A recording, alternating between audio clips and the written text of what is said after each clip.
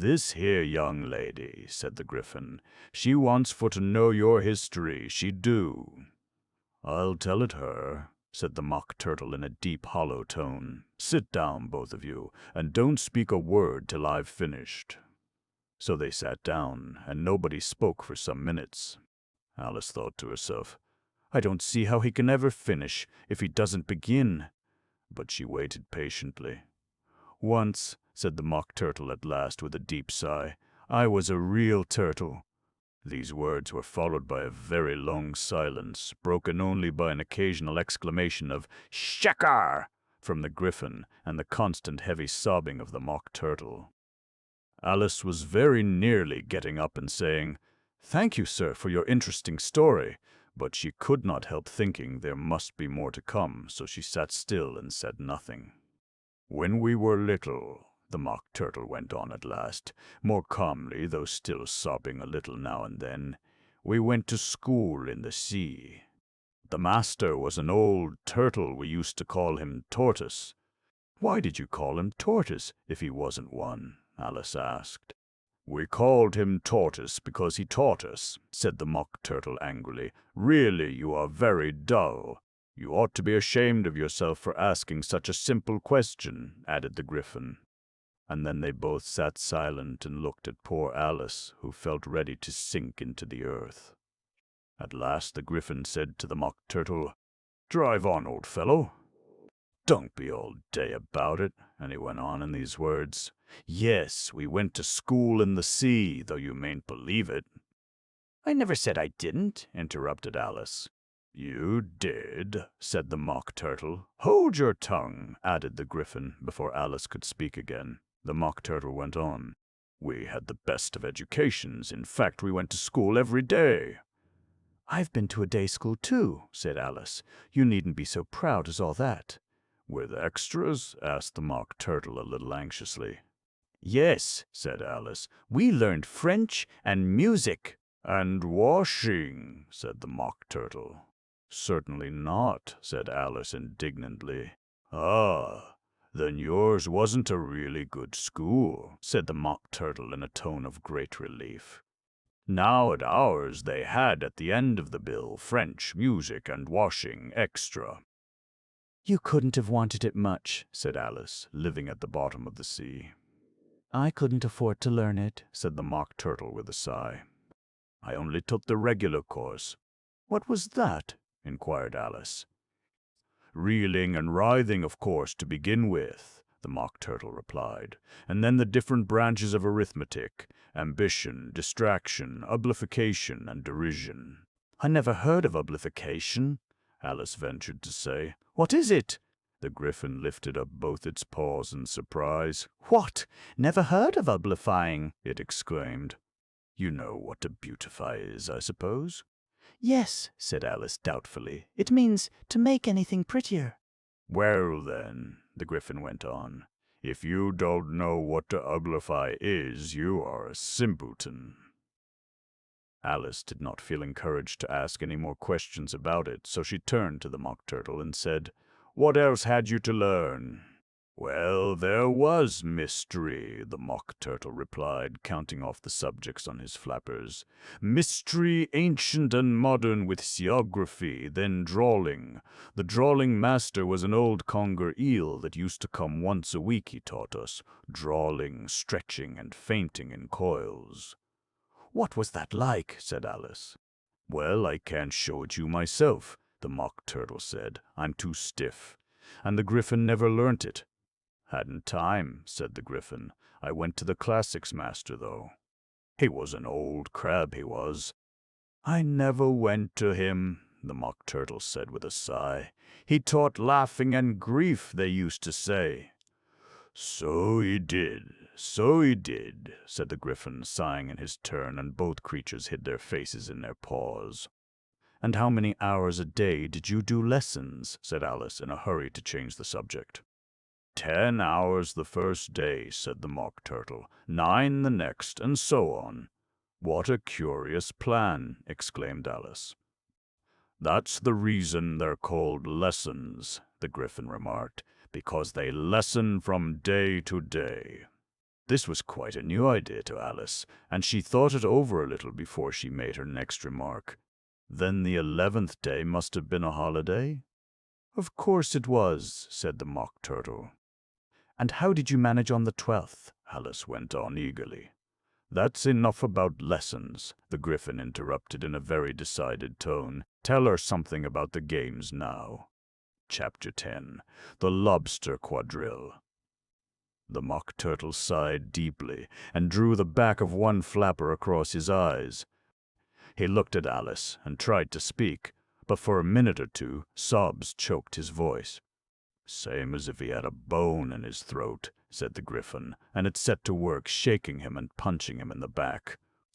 At last the Mock Turtle recovered his voice, and, with tears running down his cheeks, he went on again.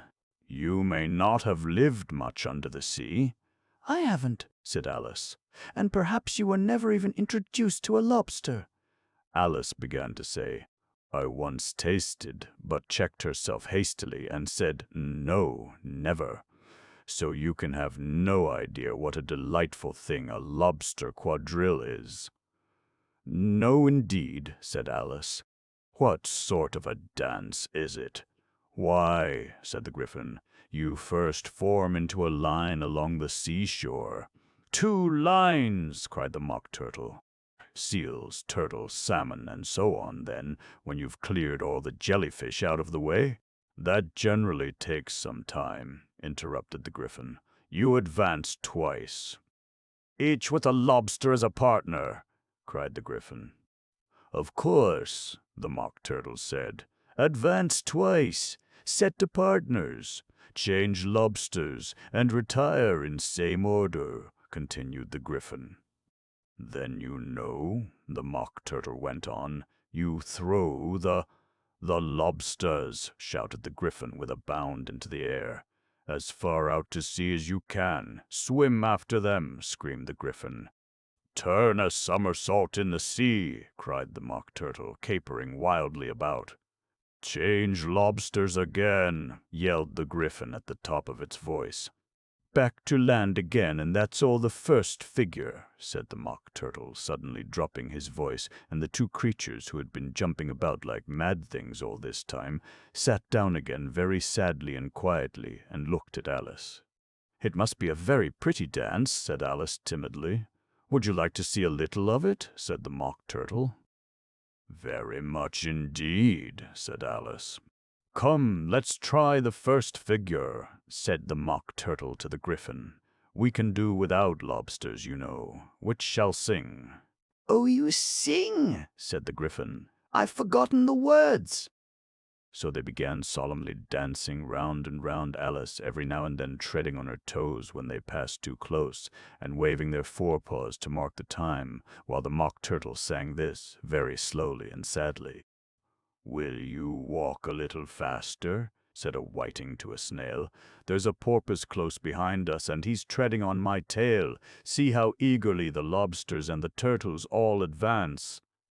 They are waiting on the shingle. Will you come and join the dance?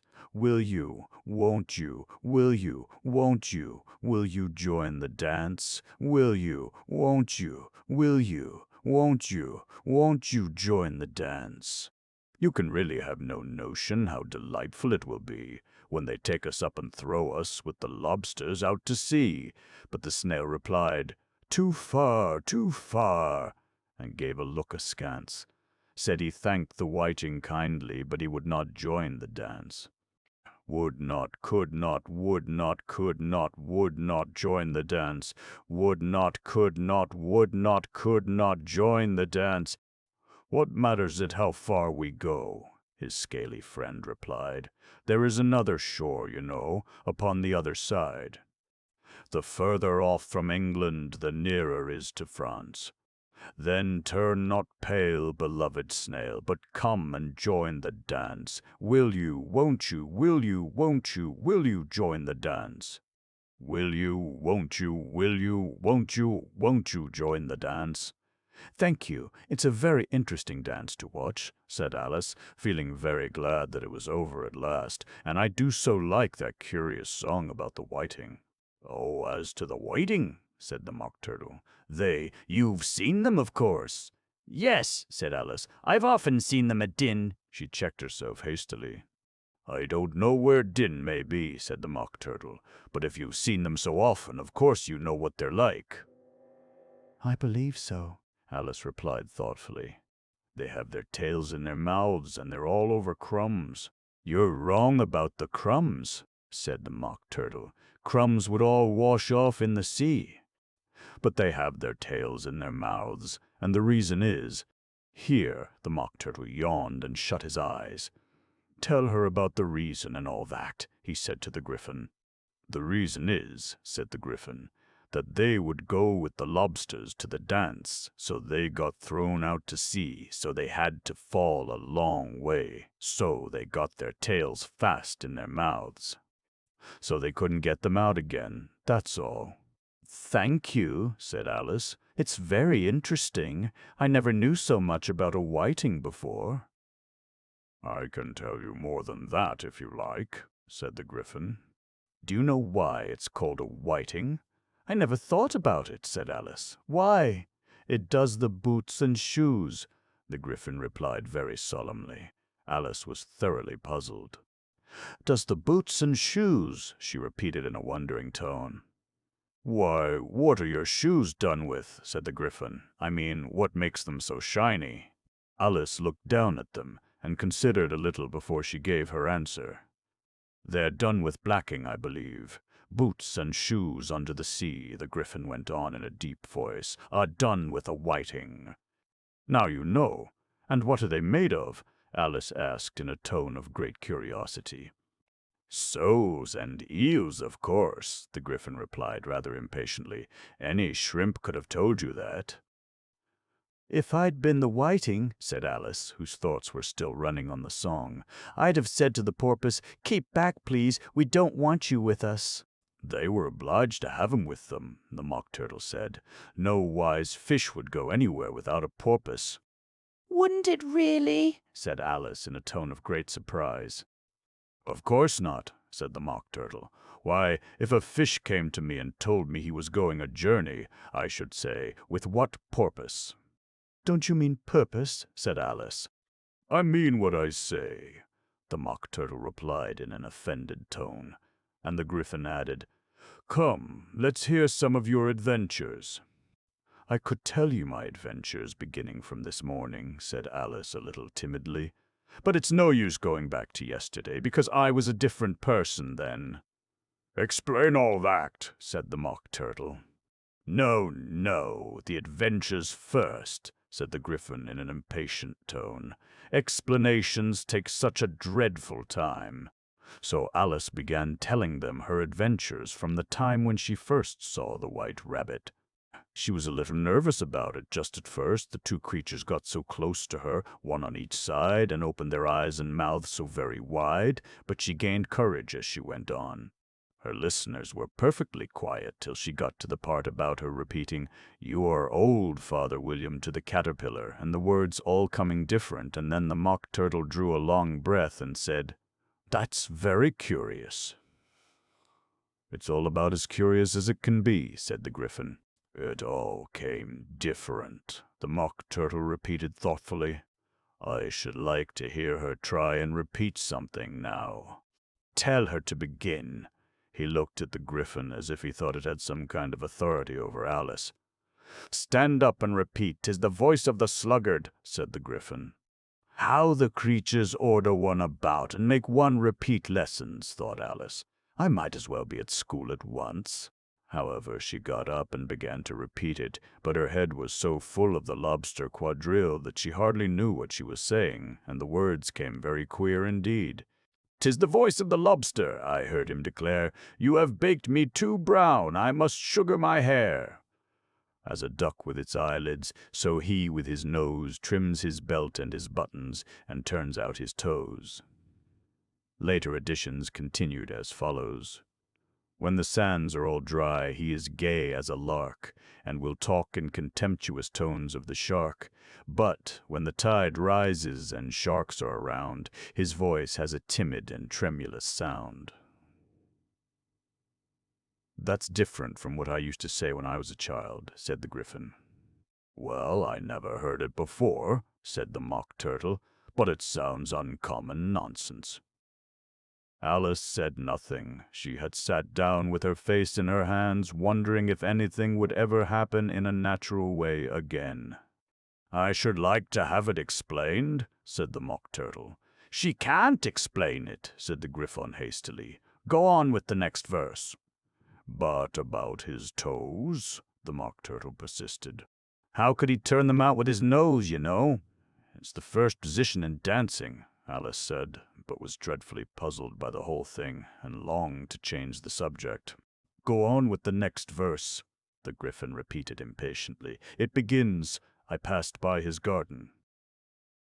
Alice did not dare to disobey, though she felt sure it would all come wrong, and she went on in a trembling voice. "I passed by his garden and marked with one eye how the owl and the panther were sharing a pie." Later editions continued as follows. The panther took pie crust and gravy and meat, while the owl had the dish as its share of the treat. When the pie was all finished, the owl, as a boon, was kindly permitted to pocket the spoon, while the panther received knife and fork with a growl and concluded the banquet. "What is the use of repeating all that stuff," the Mock Turtle interrupted, "if you don't explain it as you go on? It's by far the most confusing thing I ever heard."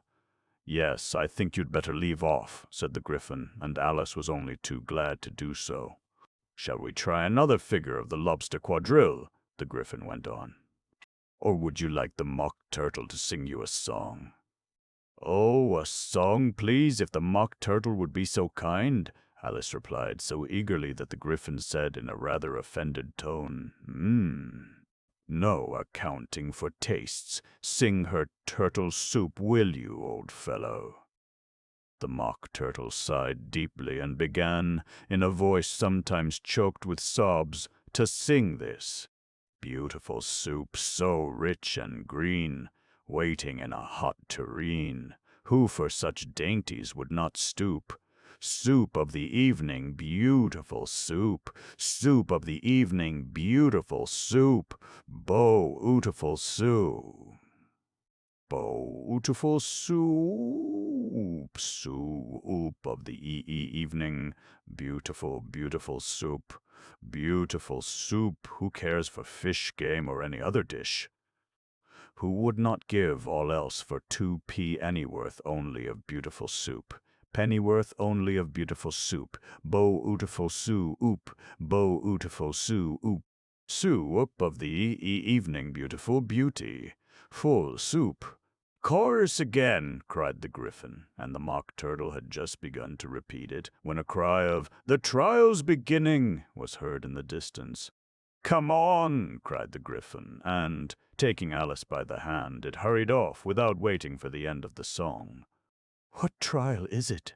Alice panted as she ran, but the Gryphon only answered, "Come on," and ran the faster while more and more faintly came, carried on the breeze that followed them, the melancholy words, "Soup of the evening, beautiful, beautiful soup." Chapter 11. Who Stole the Tarts? The King and Queen of Hearts were seated on their throne when they arrived, with a great crowd assembled about them. All sorts of little birds and beasts, as well as the whole pack of cards. The knave was standing before them in chains, with a soldier on each side to guard him. And near the king was the white rabbit, with a trumpet in one hand and a scroll of parchment in the other. In the very middle of the court was a table with a large dish of tarts upon it. They looked so good that it made Alice quite hungry to look at them.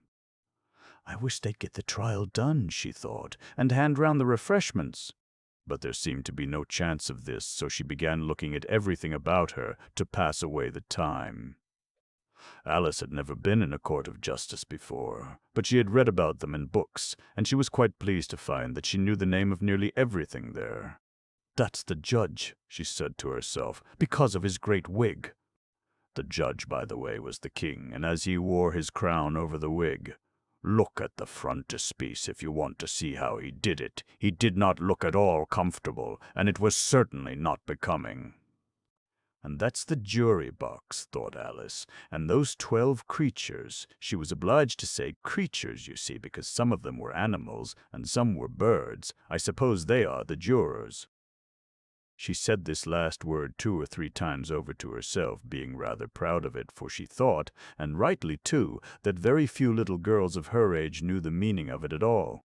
However, jurymen would have done just as well. The 12 jurors were all writing very busily on slates. What are they doing? Alice whispered to the Gryphon. They can't have anything to put down yet, before the trial's begun. They're putting down their names, the Gryphon whispered in reply, for fear they should forget them before the end of the trial.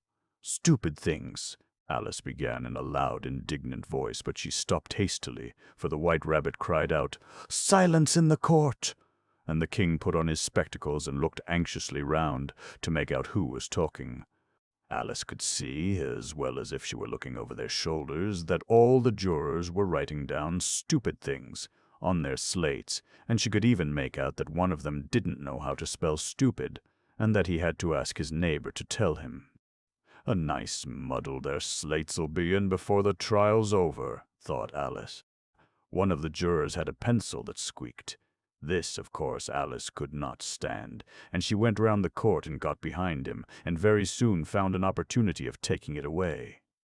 She did it so quickly that the poor little juror, it was Bill the Lizard, could not make out at all what had become of it, so, after hunting all about for it, he was obliged to write with one finger for the rest of the day, and this was of very little use, as it left no mark on the slate. "Herald, read the accusation," said the king. On this the White Rabbit blew 3 blasts on the trumpet, and then unrolled the parchment scroll and read as follows. The Queen of Hearts, she made some tarts. All on a summer day, the Knave of Hearts, he stole those tarts, and took them quite away. Consider your verdict, the king said to the jury. Not yet, the rabbit hastily interrupted. There's a great deal to come before that. Call the first witness, said the king, and the White Rabbit blew 3 blasts on the trumpet, and called out, First witness. The first witness was the Hatter. He came in with a teacup in one hand and a piece of bread and butter in the other. I beg pardon, your majesty, he began, for bringing these in, but I hadn't quite finished my tea when I was sent for. You ought to have finished, said the king. When did you begin? The Hatter looked at the March Hare, who had followed him into the court, arm in arm with the Dormouse. 14th of March, I think it was, he said. 15th, said the March Hare. 16th, added the Dormouse. Write that down, the king said to the jury, and the jury eagerly wrote down all 3 dates on their slates, and then added them up and reduced the answer to shillings and pence. Take off your hat, the king said to the Hatter. It isn't mine, said the Hatter. Stolen, the king exclaimed, turning to the jury, who instantly made a memorandum of the fact. I keep them to sell, the Hatter added as an explanation. I've none of my own. I'm a Hatter. Here the queen put on her spectacles and began staring at the Hatter, who turned pale and fidgeted. Give your evidence, said the king, and don't be nervous, or I'll have you executed on the spot. This did not seem to encourage the witness at all. He kept shifting from one foot to the other, looking uneasily at the queen, and in his confusion he bit a large piece out of his teacup instead of the bread and butter. Just at this moment Alice felt a very curious sensation, which puzzled her a good deal until she made out what it was. She was beginning to grow larger again, and she thought at first she would get up and leave the court, but on second thoughts she decided to remain where she was as long as there was room for her. I wish you wouldn't squeeze so, said the Dormouse, who was sitting next to her. I can hardly breathe. I can't help it, said Alice very meekly. I'm growing. You've no right to grow here, said the Dormouse. Don't talk nonsense, said Alice more boldly. You know you're growing too. Yes, but I grow at a reasonable pace, said the Dormouse, not in that ridiculous fashion. And he got up very sulkily and crossed over to the other side of the court. All this time the Queen had never left off staring at the Hatter, and, just as the Dormouse crossed the court, she said to one of the officers of the court, "Bring me the list of the singers in the last concert." On which the wretched Hatter trembled so that he shook both his shoes off. "Give your evidence," the king repeated angrily, "or I'll have you executed, whether you're nervous or not." "I am a poor man, your majesty," the Hatter began in a trembling voice, "and I hadn't begun my tea, not above a week or so, and what with the bread and butter getting so thin and the twinkling of the tea—" "The twinkling of the what?" said the king. "It began with the tea," the Hatter replied. "Of course twinkling begins with a T," said the king sharply. "Do you take me for a dunce? Go on." "I'm a poor man," the Hatter went on, "and most things twinkled after that. Only the March Hare said—" "I didn't," the March Hare interrupted in a great hurry. You did, said the Hatter. "I deny it," said the March Hare. "He denies it," said the king. "Leave out that part." "Well, at any rate," the Dormouse said. The Hatter went on, looking anxiously round to see if he would deny it too, but the Dormouse denied nothing, being fast asleep. "After that," continued the Hatter, "I cut some more bread and butter." "But what did the Dormouse say?" one of the jury asked.